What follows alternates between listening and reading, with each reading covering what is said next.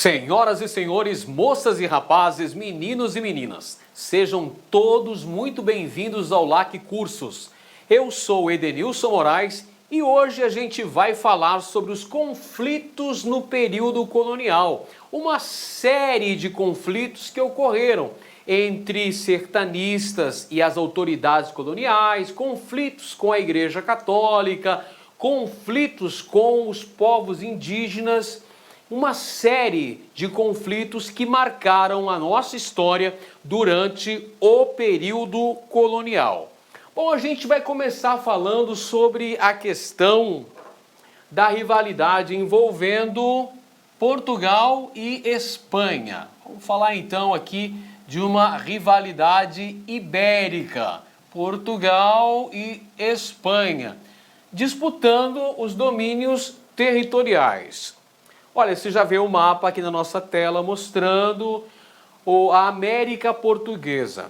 De acordo com o que ficou estabelecido pelo Tratado de Tordesilhas, que foi definido lá em 1494, Portugal teria direito à faixa leste do território. Caberia então a colonização de Portugal. Ao passo que a porção oeste do território pertenceria à coroa espanhola. Porém, pessoal, ocorreram uma série de movimentos que acabaram por promover a expansão territorial da América Portuguesa. Muitos movimentos. A pecuária, a exploração das drogas do sertão, as atividades desenvolvidas pelos bandeirantes, a própria mineração do século XVIII, enfim, tudo isso fez com que os portugueses avançassem para além dos limites estabelecidos pelo Tratado de Tordesilhas. Isso significa que, na prática, o Tratado de Tordesilhas virou letra morta. Não tinha mais nenhuma utilidade. Veja, por exemplo, Mato Grosso. A capitania de Mato Grosso foi criada em 9 de maio de 1748, por determinação do rei de Portugal, num território que originalmente caberia à colonização espanhola, fato que acabou não acontecendo.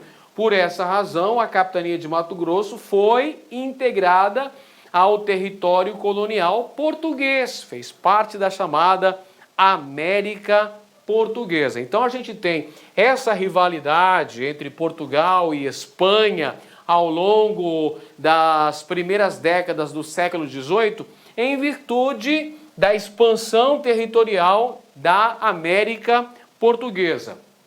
Outro fator importante é que a coroa portuguesa precisava fazer a defesa da fronteira oeste. Quando eu falo aqui fronteira oeste, pessoal, eu estou falando de Mato Grosso. Mato Grosso, olha aqui, está até em especial no nosso mapa. Vamos marcar aqui. Aqui, olha só, a capitania de Mato Grosso. Está aqui. Fronteira oeste da América Portuguesa. Então, o Mato Grosso deveria ser o guardião dessa fronteira, o defensor dessa fronteira com o domínio colonial espanhol. Afinal de contas, olha só, aqui está o vice-reino do Peru, fronteira com a capitania de Mato Grosso. Olha só, nós temos a proximidade com as províncias de Mochos, ou Morros, se você preferir, e Chiquitos, ou Chiquitos, se você assim desejar. Então, a proximidade com as províncias de Mochos e Chiquitos, que faziam parte do vice-reino do Peru, domínio colonial espanhol, faz com que a coroa portuguesa tenha a preocupação de resolver esses conflitos pela questão da fronteira, pessoal, pelo domínio colonial. E de que maneira que vai ser resolvida essa pendência jurídica entre Portugal e Espanha? É através da via militar? Através de guerras? Não. A resolução desses conflitos se dá pela via diplomática. Isto é muito importante. A resolução dos conflitos envolvendo a coroa portuguesa e a coroa espanhola no que tange à definição de suas fronteiras coloniais vai ocorrer de forma pacífica, através da assinatura de tratados de limites. Vários tratados são assinados ao longo do século XVIII, pessoal. E no comecinho do século XIX também teve. Mas o principal dos tratados, aquele que você olha, você tem que anotar no seu caderninho, que você tem que ficar atento, porque esse tem uma repercussão direta com a capitania de Mato Grosso, é o Tratado de Madrid, pessoal. Tratado de Madrid, assinado em 1750, lá na capital espanhola, pessoal. Esse tratado se baseou no princípio do uti possidetis. Princípio do direito romano, pessoal, que prevalece que quem ocupa tem a posse. É uma espécie de uso capião, vamos dizer assim, vamos simplificar a coisa, né? De uma maneira simplista seria dizer uso capião. Quem ocupa tem a posse. O uti possidetis foi usado pelo jurista luso-brasileiro, o Alexandre de Gusmão, que defendeu os interesses portugueses por ocasião da assinatura do Tratado de Madrid. É esse Tratado de Madrid, pessoal, que faz com que o território onde hoje conhecemos o estado de Mato Grosso pertencesse à coroa espanhola naquela época. Vamos analisar o contexto, moçada? Que ano mesmo foi criada a capitania de Mato Grosso? 1748. Criação, então, da capitania de Mato Grosso. Que ano foi assinado o tratado baseado no uti possidetis, que garantiu a Portugal a posse desses territórios, além de Tordesilhas? Territórios como, por exemplo, o Mato Grosso e a Amazônia, 1750. 2 anos depois, perceba que a coroa portuguesa tinha em mente essa preocupação de garantir para si a legitimidade da posse desses territórios coloniais. Observa um outro detalhe importante, pessoal. A fundação de Vila Bela da Santíssima Trindade. Vila Bela da Santíssima Trindade foi erigida às margens do rio Guaporé, lá no Vale do Guaporé, pessoal, região noroeste do estado. E a inauguração, a fundação dessa cidade se deu no dia 19 de março de 1752. Aí você fala, poxa, 2 anos depois da assinatura do Tratado de Madrid, a coroa portuguesa inaugurou a capital da capitania de Mato Grosso no Vale do Guaporé. Aí você fala assim, mas peraí, professor, por que a capital de Mato Grosso escolhida nessa data não foi Cuiabá? Afinal, Cuiabá havia sido fundada em 1719. Pessoal, presta atenção, é uma questão estratégica, uma questão geopolítica, diplomática, manter a capital próxima da fronteira, próxima ao domínio espanhol. Manter então aqui, pessoal, Vila Bela, fundada no Vale do Guaporé, justamente para ser guardiã da fronteira oeste da América Portuguesa. Afinal de contas, a função que vai recair sobre os ombros da capitania de Mato Grosso e de sua população é a de ser o antemural da colônia, pessoal. O que quer dizer isso? O antemural da colônia é a capitania de Mato Grosso. Porque a capitania de Mato Grosso, por estar próxima à fronteira com o domínio da coroa espanhola, o domínio colonial espanhol, o vice-reino do Peru, deveria defender a fronteira e, se possível, fosse até ampliar esse território. Por isso que é chamada de antemural da colônia. Beleza? Show de bola então, pessoal. Vamos verificar então aqui, olha só, as tensões políticas que vão acontecer durante o período colonial. Bem no início do processo minerador, lá nas primeiras décadas do século XVIII, a gente já vai ter, olha só, rivalidade entre os sertanistas, de um lado os sertanistas, e de outro lado quem que vai estar? Os representantes da coroa portuguesa. Por que vai haver essa tensão, professor, entre os sertanistas e as autoridades coloniais? Por uma razão muito simples, meus caros. Quem é que descobriu o ouro em Cuiabá? Você lembra? 1719, Pascoal Moreira Cabral. 1722, Miguel Sutil.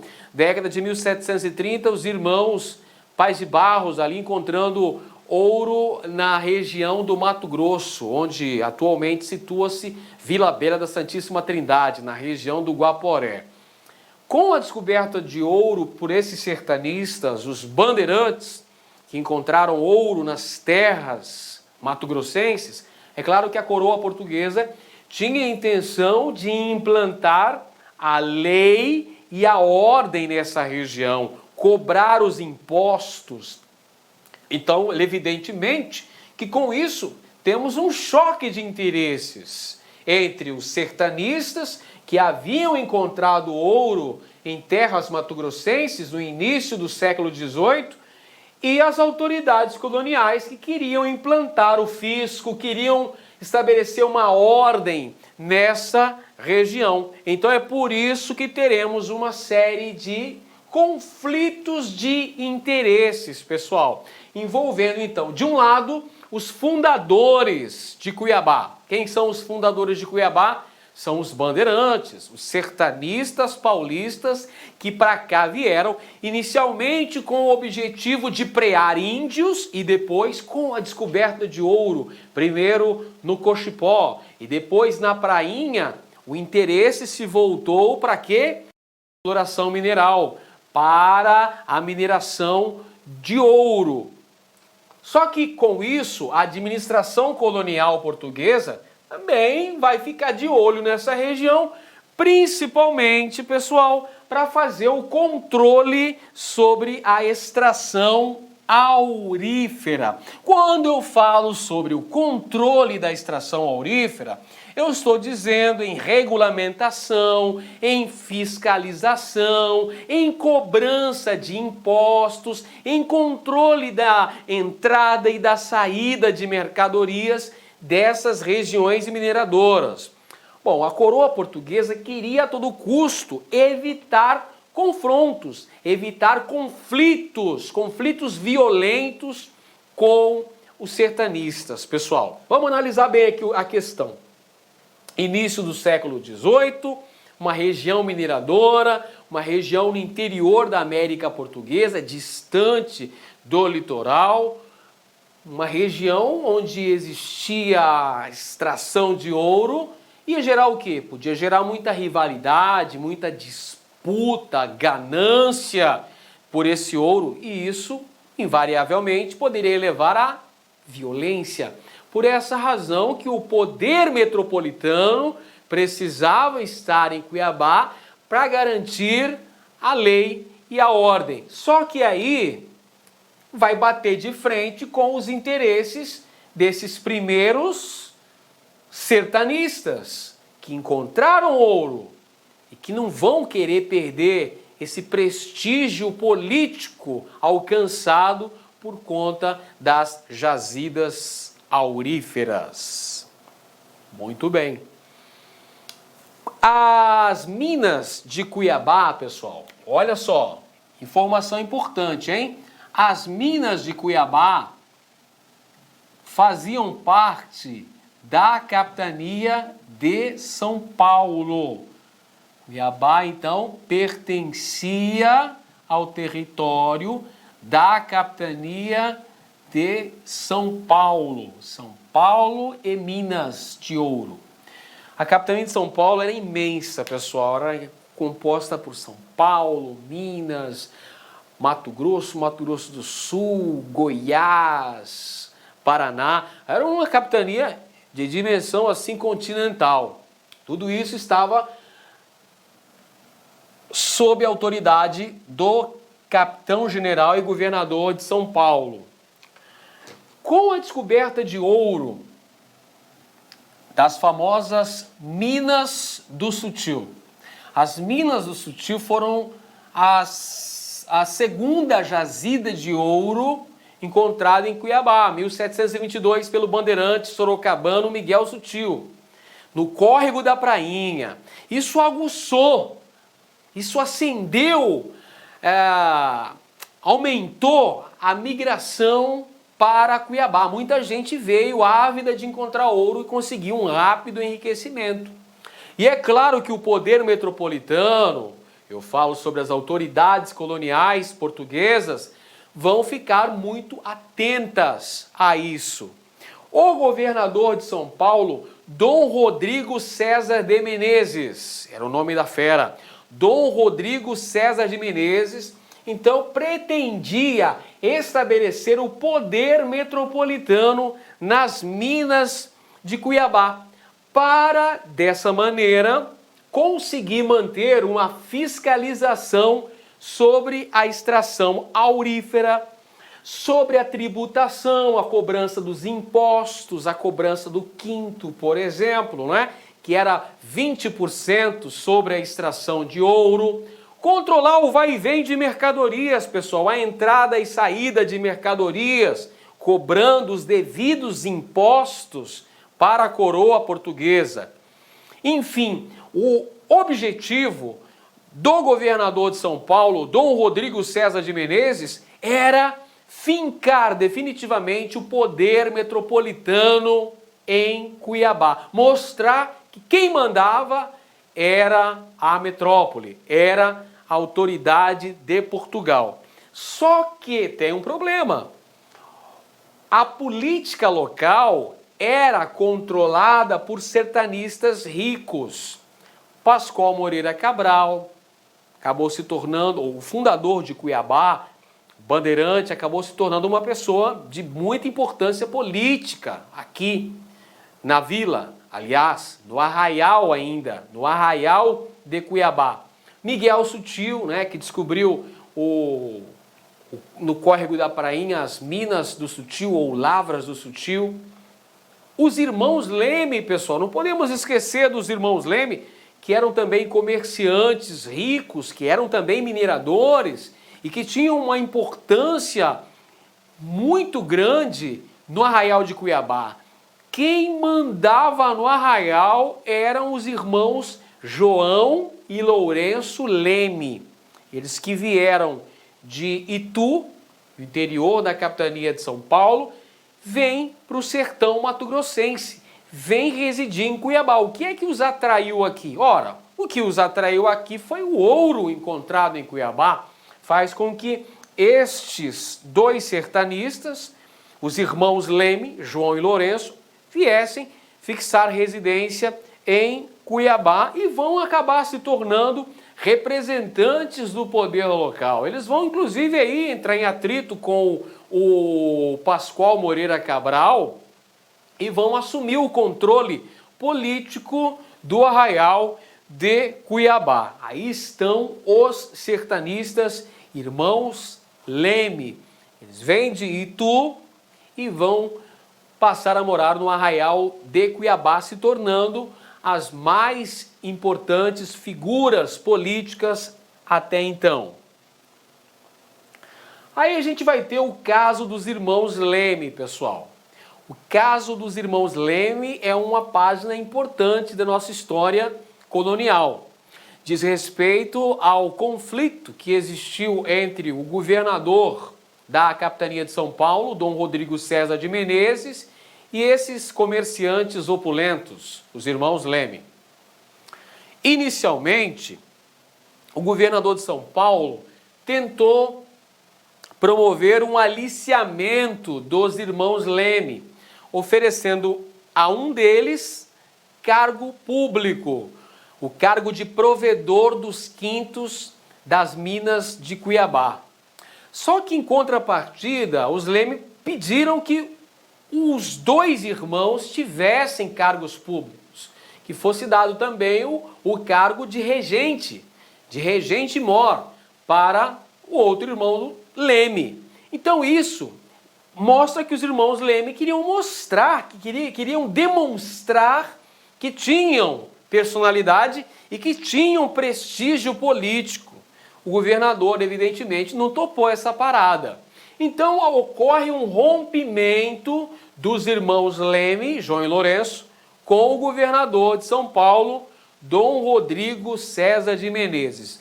Isso ocorre quando os irmãos Leme ainda estavam lá em São Paulo.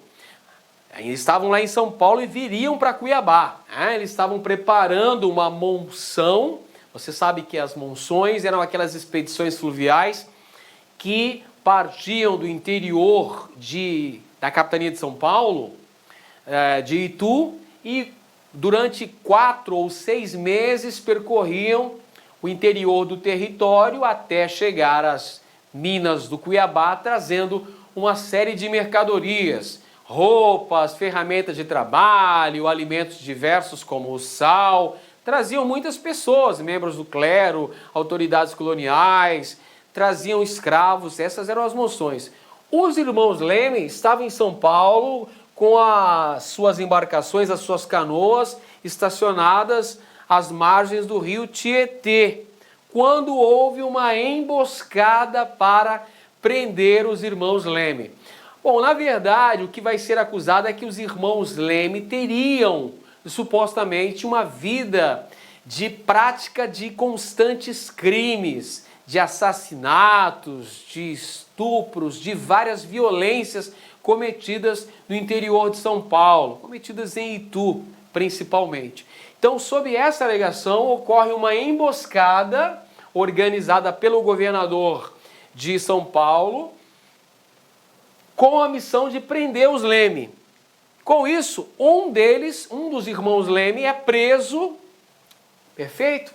A frota dos irmãos Leme lá é desbaratada, então as canoas que trariam mercadorias para Cuiabá, juntamente com os escravos e os índios também que trabalhavam para os irmãos Leme nessa monção, e houve uma severa punição aos irmãos Leme. Um deles morreu no cerco que se organizou para prendê-los, e o outro foi capturado e levado para Salvador, na Bahia. Salvador, que na época era a capital da América Portuguesa. E lá em Salvador ele foi julgado, condenado à morte. Foi enforcado, teve o seu corpo esquartejado, salgado e pendurado em postes nas ruas de Salvador. E mais do que isso, pessoal, as posses da família Lemes foram confiscadas pelo governo metropolitano português. E a família dos Leme perdeu todas as benesses, ou seja, os Leme se tornaram personas não gratas para Portugal. Houve uma severa punição contra eles. Depois que puniu os irmãos Leme, é que o governador, deixa eu só voltar no nosso slide anterior, depois que puniu os irmãos Leme, retirou estes que poderiam ser entraves ao poder desenvolvido pelo governador aqui em Cuiabá, é que ele veio numa grande monção que trazia cerca de 3.000 pessoas.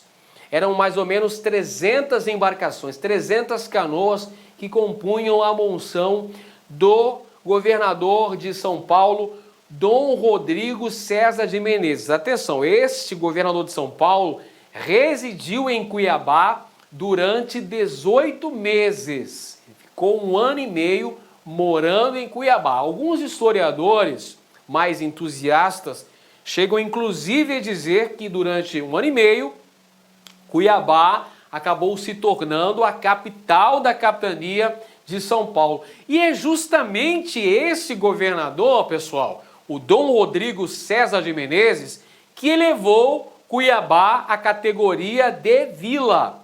O Cuiabá tornou-se vila com o nome pomposo de Vila Real do Senhor Bom Jesus de Cuiabá, no dia 1º de janeiro de 1727.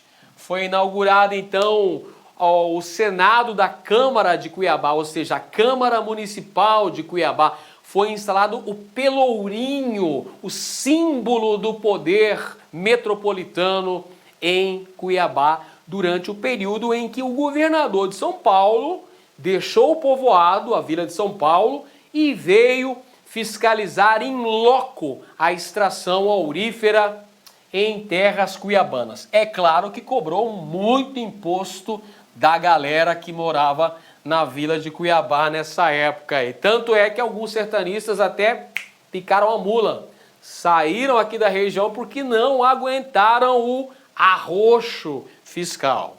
Beleza? Muito bem, vamos adiante então, pessoal.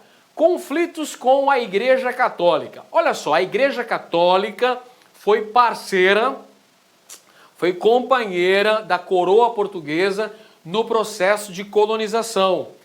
Os padres vieram para a América Portuguesa com a função de catequizar os índios, né, aumentar o rebanho do Senhor, e também vieram com a missão de criar as primeiras escolas, as escolas jesuíticas. A educação estava a cargo dos padres da Companhia de Jesus. E o atrito que vai existir principalmente entre os colonizadores e os religiosos, principalmente os jesuítas, diz respeito à questão da escravização indígena. Ora, os colonizadores queriam usar os índios como escravos. Os padres queriam catequizar os índios. Então aí você vai ter um conflito de interesses antagônicos, gerando crise. Aqui em Mato Grosso foi criada uma missão jesuítica. O primeiro governador de Mato Grosso, Dom Antônio Rolim de Moura Tavares, o Conde de Azambuja, nosso velho amigo, que já falamos muito dele aqui em nossas aulas, aquele que fundou Vila Bela da Santíssima Trindade, ele trouxe padres para Mato Grosso, não é? E esses padres foram responsáveis aí, entre outras coisas, pela catequização dos índios. Por exemplo, a missão jesuítica de Santana da Chapada foi criada nesse contexto histórico aí, pessoal. Perfeito? Surge uma missão cujo objetivo era promover a catequização dos índios mansos, os índios que eram mais palatáveis, vamos dizer assim, à catequização. Só que os jesuítas foram expulsos por determinação do Marquês de Pombal. O Marquês de Pombal, que era secretário, que era uma espécie de primeiro-ministro do rei Dom José de Portugal, Dom José I de Portugal, determinou a expulsão dos jesuítas. Então, com a expulsão dos jesuítas, essa missão aqui acaba ficando na mão de leigos. Então, é claro que, como consequência disso, a gente tem o quê? Muita exploração da mão de obra indígena. É preciso sublinharmos que muitos índios foram utilizados na condição de escravos em território mato-grossense, principalmente ao longo do século XVIII. Beleza? Muito bem.